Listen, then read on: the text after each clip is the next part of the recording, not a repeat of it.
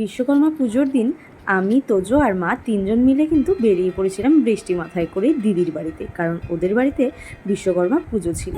প্রত্যেকবারই আমরা অনেকটা লেট করে যাই, তাই জন্য কিন্তু পুজো আর দেখতে পারি না। আর এবার আমরা একটু আগে বেরিয়ে পড়েছিলাম, কারণ মাও বলছিল যে একটু আগে আগে গেলে পুজোটা দেখা যাবে, সেই জন্যই কিন্তু আমরা বেরিয়ে পড়েছিলাম। তো যাই হোক, গিয়ে ফাইনালি পুজোটা দেখতেও পারলাম। তবে বাইরে প্রচণ্ড বৃষ্টি হচ্ছিলো, সেই জন্য আমাদের যেতে একটু অসুবিধা হয়েছে, যদিও ভিজেও গেছিলাম। যাই হোক, এর মধ্যে পুজো মোটামুটি কমপ্লিট হয়ে গেছিলো, আর তারপর ওদের বাড়িতে একে একে সব লোকজনও আসা শুরু করে দিয়েছিল। আর এর মধ্যেই কিন্তু দিদি আমার হাতে লুচি সবজি পায়েসও ধরিয়ে দিয়েছিল, কারণ তোজোকে খাওয়ানোর জন্য। আর বাইরে দেখলাম সবাই মোটামুটি বসে পড়েছে খেতে। এর মধ্যেই তোজোর বাবাও চলে এসেছিল, তো ও বসে পড়েছিল খেতে। আর ওর খাওয়া হয়ে গেলে তারপর আমি আর মাও বসে যাই, যেহেতু আবার ফিরতে হবে সেই জন্যই। তো আজকের ভিডিওটা এটুকুই। আবার দেখা হচ্ছে খুব শিগগিরই নেক্সট অন্য কোনো ভিডিওতে।